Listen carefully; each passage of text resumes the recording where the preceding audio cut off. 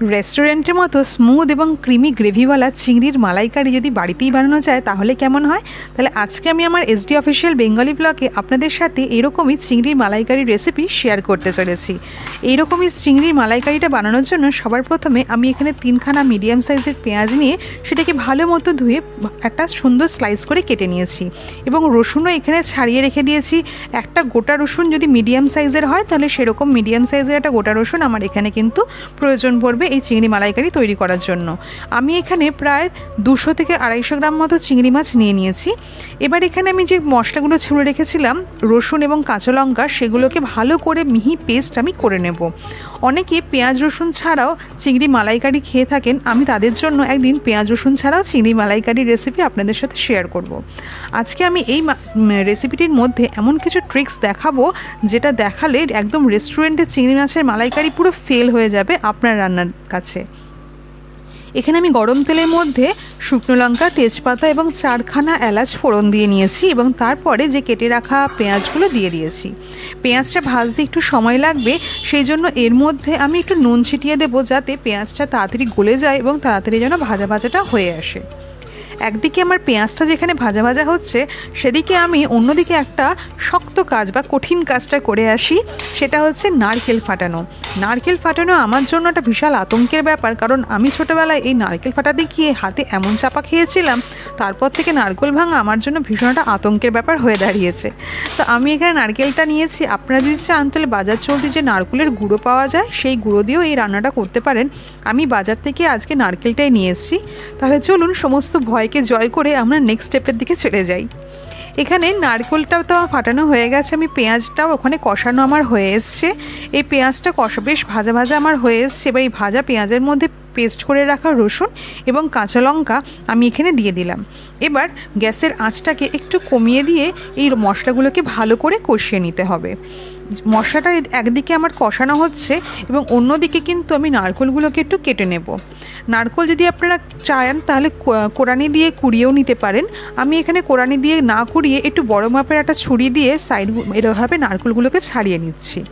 কোরানি দিয়ে কুড়িয়ে নেওয়ার পরে আবার সেই কিন্তু মিক্সিতে বা শিলনোড়াতে বাটতেই হবে, সেই জন্য আমি আর কোরানোর দিকে না গিয়ে এরকমভাবে টুকরো টুকরো করে নারকেলগুলোকে ছাড়িয়ে নিচ্ছি এবং এই নারকেলটাকে ছাড়ানোর পরে সুন্দর করে ছোটো ছোটো টুকরো করে নেব।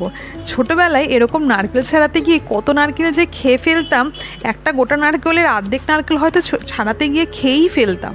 তো সেই সমস্ত স্মৃতি মনে পড়লে ভীষণ হাসি পায় এখন। তো আমি এখানে নারকেলগুলোকে কেটে নিয়ে ছোটো ছোটো টুকরো করে নিয়েছি যাতে আমার মিক্সিতে পেস্ট হতে সুবিধে হয়। নারকেল থেকে যে জল বেরিয়েছিল আমরা কিন্তু সেই জলটা আমি আর ফেলে দিইনি, এই মিক্সিতে পেস্ট করার সময় একটু জলটা দিয়ে নিয়েছি যাতে তার ফ্লেভারটা চিংড়ি মাছের মালাইকারিতে খুব সুন্দর একটা স্বাদ আনবে। একদিকে মশলা তো এখানে কষানো অলমোস্ট হয়ে এসছে, তার মধ্যে আমি শুকনো মশলাগুলো দিয়ে দিয়েছি। 1/2 চামচ হলুদ গুঁড়ো, 1/2 চামচ কাশ্মীরি লঙ্কার গুঁড়ো, একটু স্বাদ মতো নুন, আর যে নারকেলের জলটা ছিল সেটা একটু ছেঁকে এর মধ্যে দিয়ে দিলাম। তো এই মালাইকারির রেসিপিটির মধ্যে বা রান্নার মধ্যে আমি কিন্তু আলাদা করে কোনো জল অ্যাড করব না, এই নারকেলের জলেই কিন্তু আমার সমস্ত রান্নাটা হয়ে যাবে। যে নারকেলটা আমি পেস্ট করেছিলাম মিক্সিতে, দেখুন কি সুন্দর ওই অর্ধেকটা নারকেলের পেস্ট থেকে এতটা আমার এখানে নারকেলের দুধ বেরিয়ে এসছে।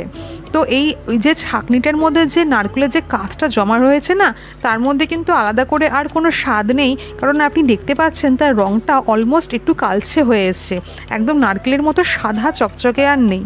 তো অর্ধেক নারকেল থেকে আমার মোটামুটি এই 1 বাটি পরিমাণ নারকেলের দুধ বেরিয়েছে। আপনারা যদি চান তাহলে ওই যে আপনাদের বলেছি নারকেলের দুধ এত খাটনি না খেটে নর্মাল পাউডার যে নারকেলের দুধ হয় সেটাকে মানে নারকেলের যে গুঁড়ো হয় সেটাও নিয়ে এসে গরম জলের সাথে গুলে আপনারা ব্যবহার করতে পারেন। তো এখানে আমি আপনাদের একদম রেস্টুরেন্ট স্টাইলে একদম ক্রিমি টেক্সচারওয়ালা একটা নারকেলের মানে চিংড়ির মালাইকারির রেসিপি আপনাদের দেখাবো।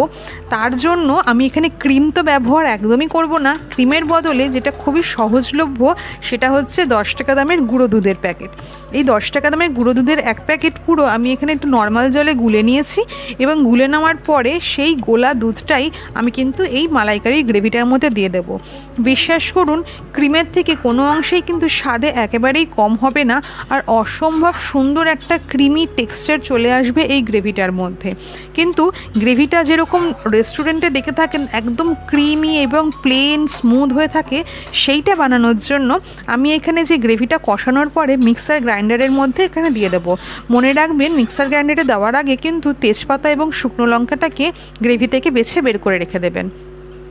এরপরে মিক্সিতে পেস্ট করার পর ওই সেম কড়াইতেই আমি কিন্তু ওই যে স্মুথ ব্যাটারটা তৈরি করেছি, মানে ব্যাটার বলছি, আমি এখানে স্মুথ যে গ্রেভিটা বের করেছিলাম, পেস্ট করেছিলাম, সেটাকে দিয়ে ভালো করে গ্রেভিটা গরম করে নেব। এরপরে কাঁচা যে চিংড়ি মাছটা রয়েছে তার মধ্যে দিয়ে দেবো। দেখুন কি সুন্দর ক্রিমি টেক্সচারটা দেখা যাচ্ছে এবং কত সুন্দর স্মুথ হয়েছে গ্রেভিটা। অনেকেই শুনেছি যে চিংড়ি মাছের মালাইকারি বানানোর আগে চিংড়ি মাছগুলোকে ভেজে নেন।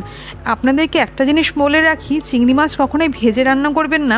ভাজলেই কিন্তু চিংড়ি মাছের স্বাদ একেবারেই অর্ধেক হয়ে যায়, আর তার টেস্টটা কিন্তু গ্রেভিতে সেরকম আসবে না। আমি এখানে কথা বলতে বলতে একটু গরম মশলাও গ্রেভিতে দিয়ে দিলাম, আপনারা চাইলে অ্যাভয়েড করতে পারেন। গ্রেভিটা এখানে আপনি আপনার মনের মতন করে কম বা বেশি রাখতে পারেন, কোনো অসুবিধা নেই। আমি একটু মাখো মাখো খুব ভালোবাসি, তাই জন্য আমি একটু অল্প গ্রেভি রেখেছি। যেহেতু গুঁড়ো দুধ রয়েছে, গ্রেভিটা কিন্তু কিছুক্ষণ পর আরও একটু শুকিয়ে যাবে বা ঘন বা গাঢ় হয়ে যাবে।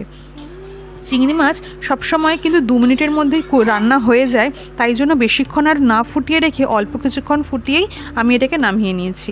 বিশ্বাস করুন, এই সেম পদ্ধতিতে যদি চিংড়ি মাছ আপনি বাড়িতে রান্না করেন, তাহলে আজ পর্যন্ত যেভাবে রান্না করছিলেন সেটা তো ভুলেই যাবেন, আর এরপর থেকে এইভাবেই আপনাকে চিংড়ি মাছ রান্না করে সবাইকে খাওয়াতে হবে, এইটুকুনি মাথায় রাখবেন। তো আপনারাও আজকে বাড়িতে অবশ্যই ট্রাই করুন, আর আমাকে কিন্তু জানাতে একদম ভুলবেন না যে আপনার বাড়ির সবাই এই চিংড়ি মাছের রেসিপিটি খেয়ে কি বললেন এবং কি ফিডব্যাক তাদের, যে একদম রেস্টুরেন্টের মতো হয়েছে কিনা, কিংবা তার থেকেও ভালো হয়েছে কিনা, সেটাও কিন্তু আমাকে জানাবেন। এইরকমই আরও নানান রকম সুন্দর ননভেজ, ভেজ, মিষ্টি, স্ন্যাক্স, নানান রকম রেসিপির লিঙ্ক কিন্তু আমার এই ভিডিও ডেসক্রিপশান বক্সে শেয়ার করা রয়েছে। আপনাদের যদি ইচ্ছে হয় অবশ্যই খুলে দেখবেন। ইউটিউবের বন্ধুরা যারা আমার চ্যানেলটাকে এখনও পর্যন্ত সাবস্ক্রাইব করোনি, তাদেরকে রিকোয়েস্ট করব আমার চ্যানেল SD অফিসিয়াল বেঙ্গলিকে অবশ্যই সাবস্ক্রাইব করে নিও। আর ফেসবুকের বন্ধুরা যারা ভিডিওগুলো দেখছো, তাদেরকে রিকোয়েস্ট করব আমার পেজ SD অফিসিয়ালকে অবশ্যই ফলো করে নিও। যাদের এই ভিডিওগুলো খুব ভালো লাগছে, আমায় কিন্তু একটা লাইক অবশ্যই দেবে, আর কেমন লাগছে কমেন্টে জানাতে কিন্তু একদম ভুলবে না। আর যদি ভালো লাগে তাহলে শেয়ারও করে দিও। পাশে থাকা বেল আইকনটাকে প্রেস করলে কিন্তু ভিডিওর সমস্ত নোটিফিকেশন তোমাদের কাছে চলে যাবে। আজকের মতো তাহলে আসি, দেখাবো অন্য একটা ভিডিও নিয়ে। টাটা।